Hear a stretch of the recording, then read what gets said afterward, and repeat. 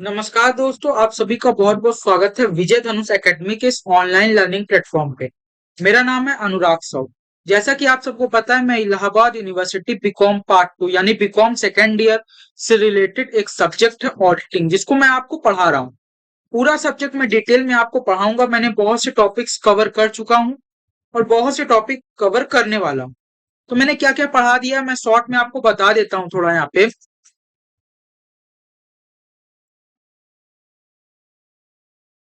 मैं pen change कर लेता हूँ यहाँ पे, येलो ले लेता हूँ। तो मैंने क्या क्या पढ़ाया है मैं शॉर्ट में आपको बता देता हूँ। मैंने पहली क्लास ली थी तो ये सब टॉपिक कवर किए थे। ऑडिटिंग की मीनिंग, ओरिजिन, डिफिनेशन, कैरेक्टरिस्टिक्स। फिर मैंने इसका हिस्ट्री बताया था कि ऑडिट जो शब्द है वो कहाँ से निकला है, इसका इस पीछे का क्या इतिहास है। फिर मैंने बताया इंडिया में कैसे ये ऑडिट शब्द आया और ऑडिटर कैसे बनते थे इंडिया में। फिर इसका मीनिंग मैंने यहाँ पे बताया था आपको। फिर कैरेक्टरिस्टिक्स मैंने बताया कि ऑडिटिंग के कौन कौन से कैरेक्टरिस्टिक्स हैं, ये भी हम लोग कवर कर चुके हैं पिछली क्लासेस में। ऑब्जेक्टिव हम लोग पढ़ चुके हैं, मेन ऑब्जेक्टिव कौन कौन से हैं, सेकेंडरी ऑब्जेक्टिव कौन कौन से हैं।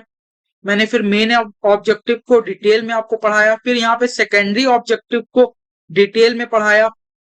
फिर स्कोप भी मैंने डिटेल में आपको कवर किया कि कौन कौन से स्कोप हैं ऑडिटिंग के। फिर यहाँ पे हम लोग क्लासिफिकेशन पढ़ रहे थे, क्लासिफिकेशन भी मैंने कवर कर दिया है कि इसके टाइप्स कौन कौन से होते हैं ऑडिट के। फिर लिमिटेशन हम लोग पढ़ चुके हैं, ये सब लिमिटेशन मैं पढ़ा चुका हूँ आपको पिछली क्लासेस में। अगर आपने पिछली क्लासेस नहीं देखी है तो आप देख सकते हैं। फिर टेस्ट चेकिंग, जो इलाहाबाद यूनिवर्सिटी का बहुत ही फेवरेट टॉपिक है, इससे हर साल कुछ ना कुछ क्वेश्चन पूछती है टेस्ट चेकिंग, इसको मैंने पढ़ाया। फिर बताया कि ये कहाँ कहाँ अप्लाई हो सकता है, इसकी एप्लीकेबिलिटी कहाँ पे है। फिर एडवांटेज हमने पढ़ा टेस्ट चेकिंग के, कौन कौन से एडवांटेज है। फिर यहाँ पे आज हम लोग पढ़ेंगे ऑडिट और इन्वेस्टिगेशन में क्या डिफरेंस होता है। ऑडिट हम लोग पढ़ चुके हैं, ऑडिट क्या होता है आप सबको पता चल गया होगा। मैं यहाँ पे भी आपको बता देता हूँ थोड़ा शॉर्ट में। देखिए, बुक्स ऑफ अकाउंट्स को चेक करने के लिए एक आदमी को बुलाया जाता है, एक पर्सन को बुलाया जाता है, जिसको ऑडिटर कहते हैं। और वो सारे बुक्स ऑफ अकाउंट्स को चेक करता है, उसी को ऑडिट कहते हैं। बनाता कोई और है, जो बनाता है उसको अकाउंटेंट कहते हैं। और जो चेक करता है मतलब बनने के बाद सही है कि नहीं, सारे ट्रांजेक्शन सही है कि नहीं, उसको चेक करता है कि कहीं एरर तो नहीं है, कहीं मिस्टेक तो नहीं है। उसको जो चेक करता है उसको ऑडिटर कहते हैं। और जो सारे बुक्स ऑफ अकाउंट्स को चेक करना, यही ऑडिटिंग कहलाता है। तो आज हम लोग पढ़ेंगे ऑडिटिंग से ही मिलता जुलता एक शब्द है यहाँ पे, इन्वेस्टिगेशन। ये क्या होता है? जैसा कि आप सब ने इसको सुना भी होगा, बहुत जगह ये यूज भी होता है। सीआईडी में आपने सुना होगा इन्वेस्टिगेशन, क्राइम पेट्रोल में आपने सुना होगा इन्वेस्टिगेशन। तो इन्वेस्टिगेशन क्या होता है मैं शॉर्ट में पहले यही बता देता हूँ। देखिए, किसी भी चीज को डिटेल में चेक कर, किसी भी चीज की छानबीन करना कुछ सबूतों के हिसाब से। कुछ आपको सबूत मिले, कुछ प्रूफ मिले, कुछ प्रमाण मिले, उसके हिसाब से आप डिटेल में किसी चीज को चेक करना इन्वेस्टिगेशन कहलाता है। ऑडिट भी चेक करता है, बुक्स को चेक करता है, इन्वेस्टिगेशन मतलब भी चेक होता है। तो इन दोनों में डिफरेंस क्या है, यही हम लोग आज पढ़ेंगे यहाँ पे। देखिए, पहले इसका मीनिंग। पहले डिफरेंस कहाँ पे आती है, इसके मीनिंग में। मीनिंग दोनों का अलग अलग है। ऑडिट के क्या क्या मीनिंग है मैं आपको बताता हूँ। Auditing is a systematic examination of books, accounts and other financial statements. जितने भी बुक्स हैं, कैश बुक, पेटी कैश बुक, क्रेडिट बुक, इसको चेक करना, अकाउंट्स को चेक करना, ट्रेडिंग अकाउंट, पीएल अकाउंट, ये सब अकाउंट को चेक करना, cash flow statement, financial statement, balance sheet, इसको चेक करना, यही ऑडिट कहलाता है। इन्वेस्टिगेशन मतलब क्या होता है, इंक्वायरी करना। For detailed examination of books, it is performed to prove certain facts. किसी भी चीज को डिटेल में चेक करना, इंक्वायरी करना, इन्वेस्टिगेशन कहलाता है। तो दोनों का अलग अलग मीनिंग है। फिर यहाँ पे स्कोप भी दोनों का अलग अलग है। Auditing includes only an examination of the accounts of a business. जो बिजनेस में अकाउंट्स बन रहे हैं उसी को एग्जामिन करना, उसी को चेक करना ऑडिटिंग कहलाता है। लेकिन इन्वेस्टिगेशन एक लंबा है, मतलब इसमें बहुत चीज कवर हो जाती है। Investigation covers an examination of the accounts and also inquiry into other matter that are connected with the purpose for which it is undertaken. देखिए इन्वेस्टिगेशन में सिर्फ बुक्स ऑफ अकाउंट्स को भी चेक नहीं करना होता है, उस बुक्स ऑफ अकाउंट्स को तो चेक करना ही होता है, उसके हिसाब से कैसे ये बनाए गए हैं, कौन इसको बनाया है, किस प्रकार ये गलत हो गया, इन सब की डिटेल में चेक करना ये इन्वेस्टिगेशन कहलाता है। फिर अगला जो है यहाँ पे सीक्वेंस। सीक्वेंस में पहला क्या है, पहले ऑडिटिंग की जाती है फिर इन्वेस्टिगेशन की जाती है। कोई ऑडिटर आता है, कोई पर्सन आता है, वो ऑडिट करता है, सारे बुक्स ऑफ अकाउंट्स को चेक करता है। अगर चेक करने में उससे कुछ मिस्टेक हो जाती है, चेक भी गलत गलत कर दिया है वो, फिर इन्वेस्टिगेशन की जाती है कि क्यों चेक करने में गलती हो गई, ऐसा क्या हो गया कि चेक करने में भी गलती हो गई। तो पहले ऑडिट किया जाता है फिर इन्वेस्टिगेशन किया जाता है।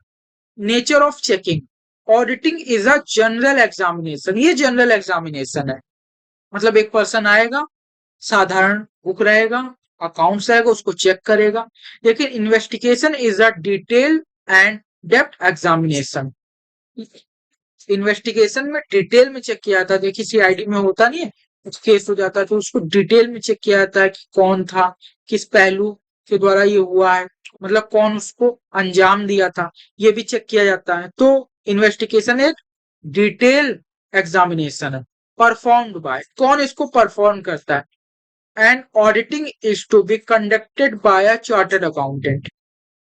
जैसा कि आप सबको पता है कि ICAI, the institute of chartered accountant of India, ये अपने भारत में एक संस्था है। ये क्या करती है, जो एक एग्जाम कराती है सीए का, चार्टर्ड अकाउंटेंट का, जिसके पास ये डिग्री होती है वही ऑडिट कर सकता है, कोई भी पर्सन ऐसे ऑडिट नहीं कर सकता है। उसके पास सीए की डिग्री है तभी वो ऑडिटर बन सकता है किसी भी कंपनी में, किसी भी बिजनेसमैन के यहाँ या किसी भी संस्था में या ऑर्गेनाइजेशन में। अगर सीए की डिग्री नहीं है तो वो ऑडिटर नहीं बन सकता। लेकिन इन्वेस्टिगेशन करने के लिए एक पर्सन नहीं करता, पूरी टीम आती है।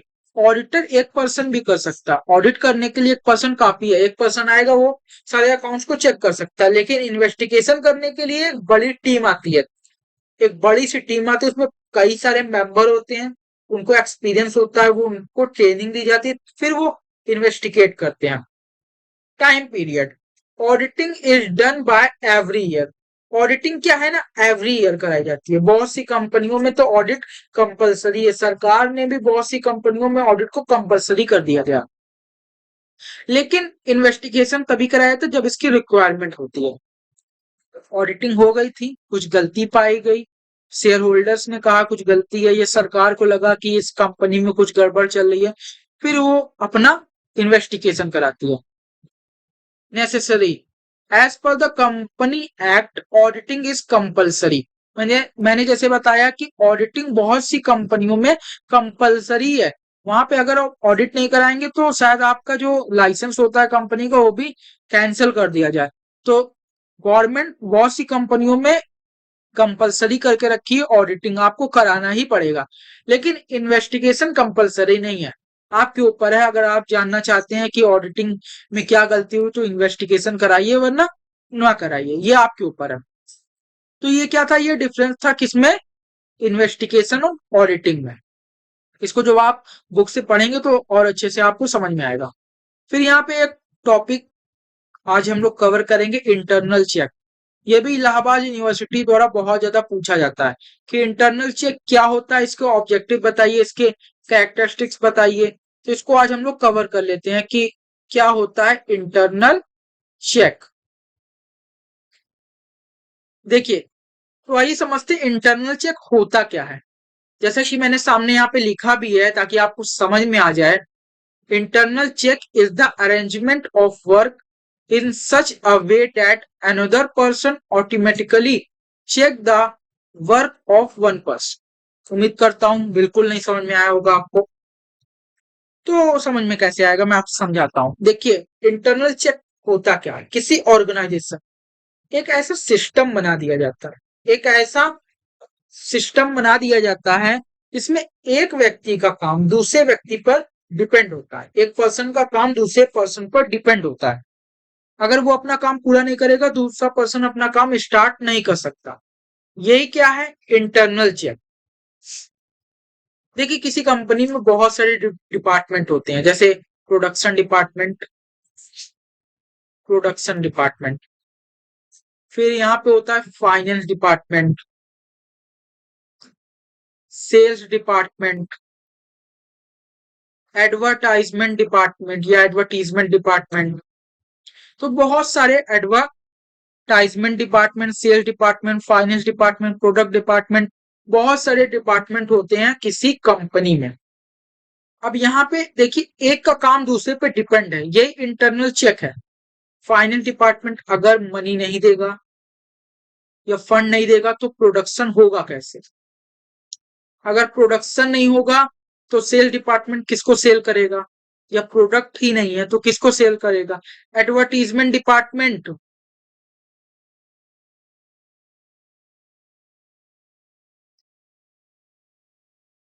देखिए यहाँ पे क्या होता है, सारा काम एक दूसरे पर डिपेंड होता है। अगर फाइनल डिपार्टमेंट प्रोडक्शन डिपार्टमेंट को फंड नहीं देगा तो प्रोडक्शन डिपार्टमेंट प्रोडक्शन करेगा कैसे? अगर प्रोडक्शन ही नहीं हुआ तो सेल डिपार्टमेंट किसको सेल करेगा? जब प्रोडक्ट ही नहीं है तो सेल किसको करेगा? अब जब प्रोडक्ट ही नहीं है तो एडवर्टीजमेंट किसका किया जाएगा? तो ये सारा चीज एक दूसरे से कनेक्ट है। यही क्या है? Internal check. कंपनी में लेकिन कैसे होता है, एक व्यक्ति का काम दूसरे पे डिपेंड कैसे होता है? इसका एक और एग्जांपल है, जैसे 5-6 व्यक्ति को दे दिया गया काम कि आप भैया, एक व्यक्ति जनरल बनाएगा, एक पर्सन को बोल दिया गया कि आप जनरल एंट्री करेंगे, एक व्यक्ति को बोल दिया गया कि आप लेजर बनाएंगे, एक व्यक्ति को बोल दिया गया कि आप ट्रायल बैलेंस बनाएंगे। 3 व्यक्ति को बैठा दिया गया। अब जब तक पहला पर्सन, जो फर्स्ट वाला पर्सन है, वो जनरल नहीं बनाया तो ये पोस्टिंग होगी किसमें? लेजर कैसे बनेगा? जब तक लेजर नहीं बनेगा तो ट्रायल बैलेंस कैसे बनेगा? तो ये सारा काम एक दूसरे पर डिपेंड है। तो यही है इंटरनल चेक। फिर इसके ऑब्जेक्टिव क्या है, उद्देश्य क्या है एक इंटरनल चेक के?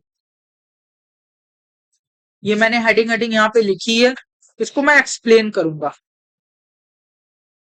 देखिए, सबसे पहला क्या है?